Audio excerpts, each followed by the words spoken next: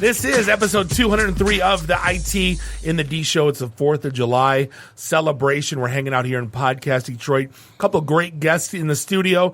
Jennifer Crawford's in the house from Ask Jennifer. She's talking about all things Detroit and a new marketplace she is launching. And once in a while, we're joined by Dr. Hook Jeremiah from Daily Detroit. We're also going to be talking about all things Detroit, but not Jennifer's company. Dave, you may fire when ready. You're listening to the Podcast Detroit Network. Visit www.podcastdetroit.com for more information.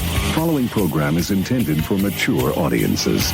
I'm Wyatt, that's Gary, you're Bob, and you're Dave. This is the IT in the D Show. This is Max Headroom.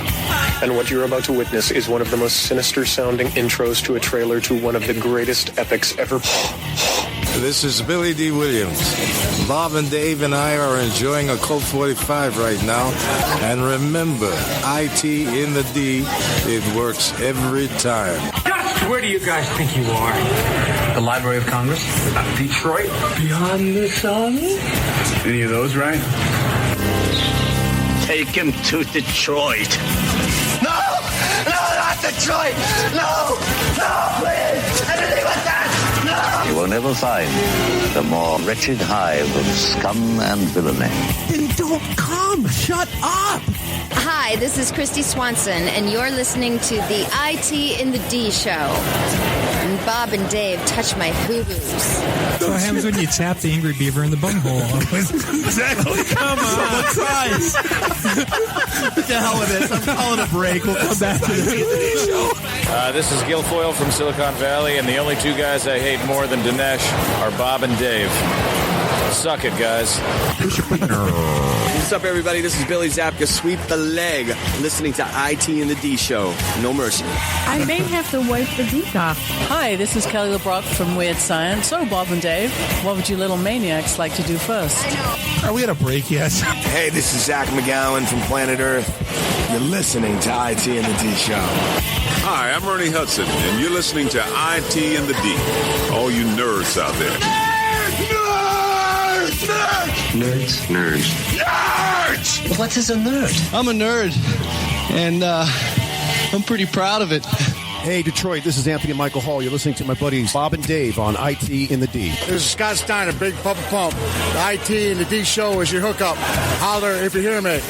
You're in your underwear? I'm in my underwear. Here, let's hang out. No, I'm sorry, honey. I have a headache. I definitely want to see Bob in his underwear. That's a fact. Hey, everybody. This is Tony Todd. What's happening? You may know me from Candyman, The Rock, Sushi Girls, Zoom, Night of the Living Dead. A lot of pop culture media madness. Anyway, you're listening to IT in the D Show. Business. I'm totally into Dave, but not so much Bob. This is Robert Hayes, the Tet Striker to my mother. When I'm not hanging out at the Magumbo bar, I'm listening to the IT and the D Show. It's worse than Detroit. Is there such thing as a meat hangover? I love my Monday meat stick. Hey, folks, this is WWE Hall of Famer Hacksaw Jim Duggan, and you're listening to the IT and the D Show. Tough guys. Oh! So, what would you little maniacs like to do first? The question isn't what are we going to do. The question is what aren't we going to do. Ludicrous speed! Sir, had you better buckle up? Now buckle this! Ludicrous speed! Go!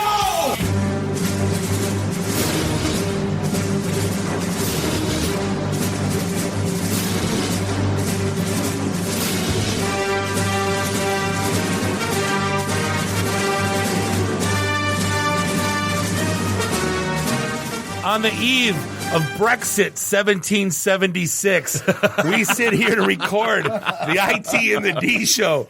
This is episode 203, hanging out in Studio 1 in Podcast Detroit in beautiful Royal Oak, Michigan. This is Bob the Sales Guy, hanging out with Captain Soundboard, Dave the Geek. Nuri the FNG is back from Cisco Live and survived to tell the tale.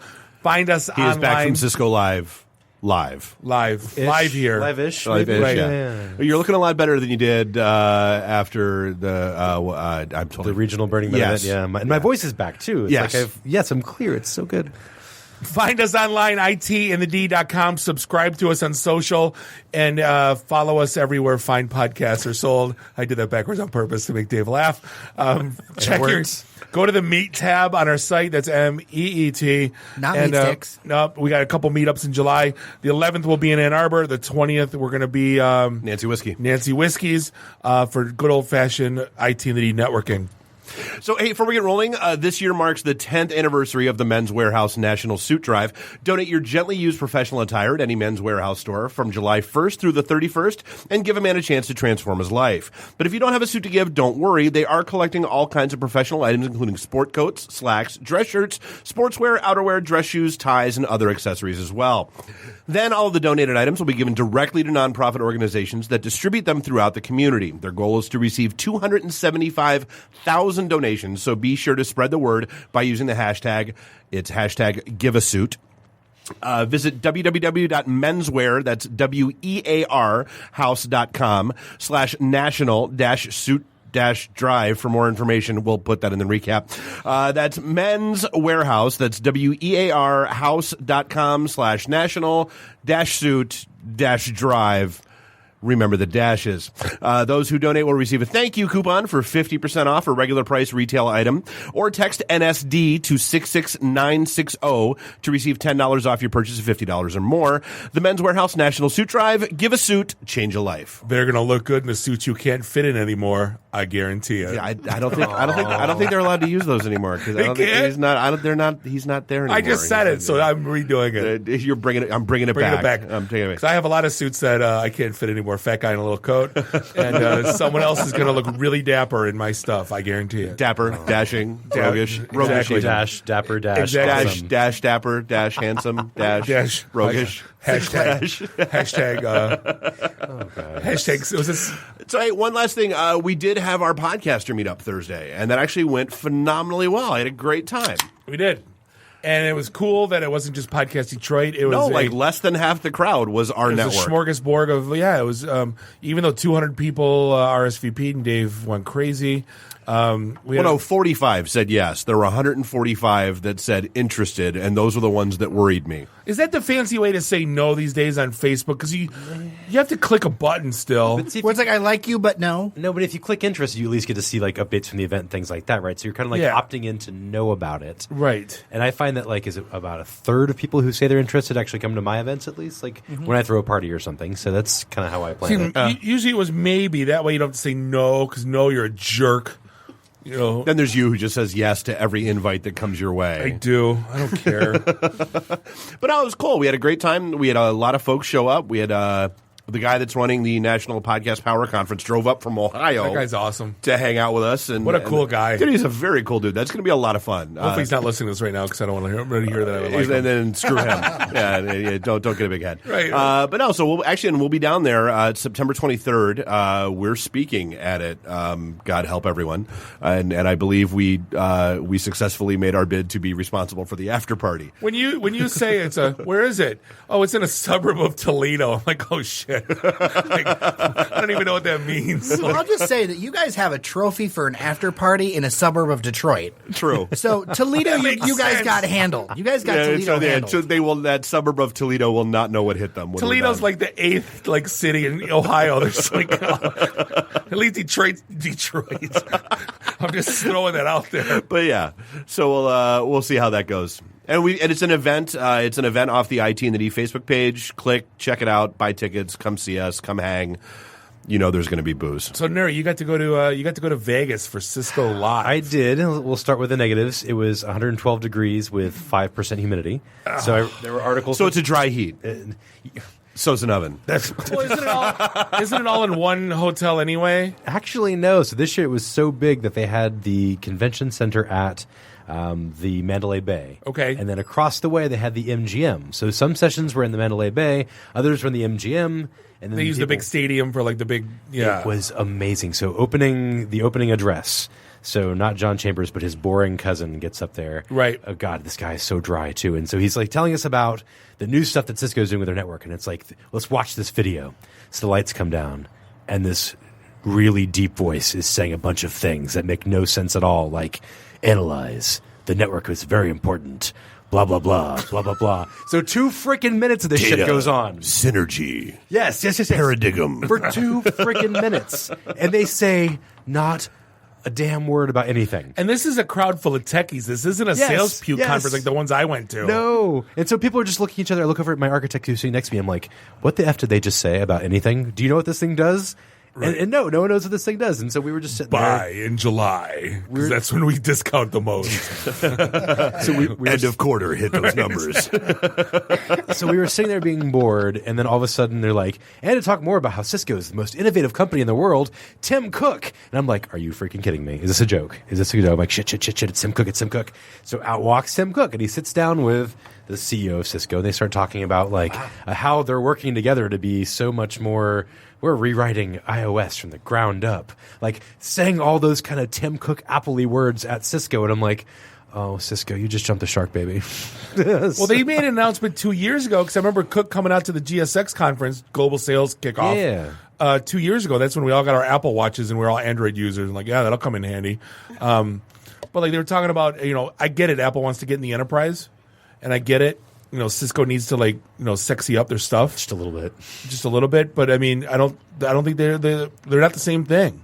Well, is that a real thing? Like Apple thinking about the enterprise? Yes. Is that They're dying to get in the enterprise. But They've made no steps for it anywhere in their entire existence, basically. Right, but like just from previous experience, I found that a lot of business decision makers aren't necessarily that interested in like $1,000 laptops. They want to send stuff out that costs like $400, and then if it dies in a year, whatever. But the TCO, if it dies, it dies. Right. They've also studied TCO, and Apples have a lower TCO when you look at a 3-year period. Oh, I agree. I'm a happy Apple user myself. The Daily Detroit is a complete Apple shop, but cheap plug. Get out of here with that. Edit that out, Dave. But anyway, the sessions were rife with marketing. I get to have dinner with the business unit though, who makes the software that I've done for the last 15 years, and that was freaking cool. See, I always liked the collab demo from Rowan Trollope.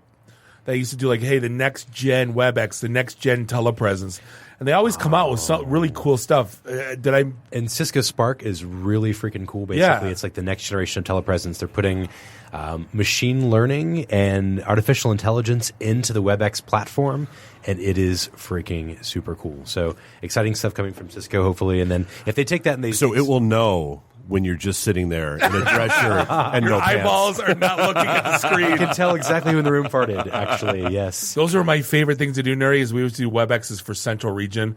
There'd be 500-600 people in attendance. So I would always entice them with listening, with going, hey, you got an hour blocked out. I'll be done in a half an hour. Give you an hour back to email so you don't have to email and play Clash of Clans and all that. I'll give you the half hour back of your life.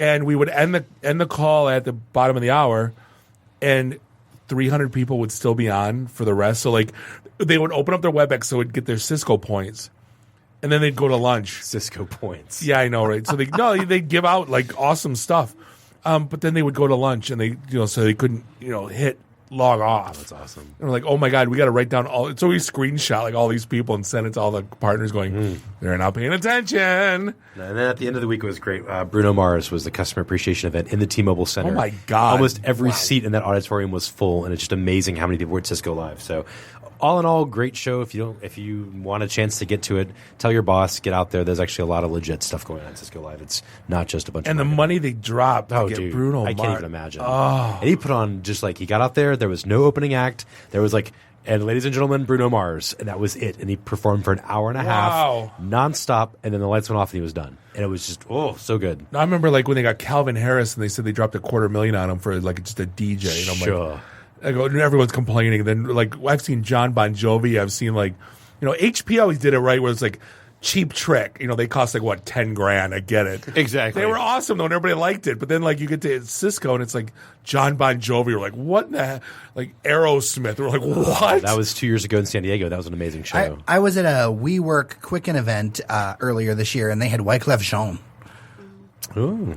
He's about $10,000 these days. Right. that was my point. Maybe 5. So let's go. We haven't had a good dumb Freudian moment of the week. The couple in Minnesota? Yeah, is it that big of a deal to be YouTube famous these days? You got this one guy, I'm going to beat the hell out of my kids, I'm going to be YouTube famous. And you got people doing really stupid stuff on YouTube now, trying to get famous. What kind of stupid stuff would they do? And I'm not going to lie, like, this to me is a commercial for why guns should not be as readily available as they are. Let's be honest. Careful. I'm just saying. But it's no, you got a guy holding up a book, and I'll be honest, I don't know what book it was. Probably the Bible. And it's not like... And his 7-month pregnant girlfriend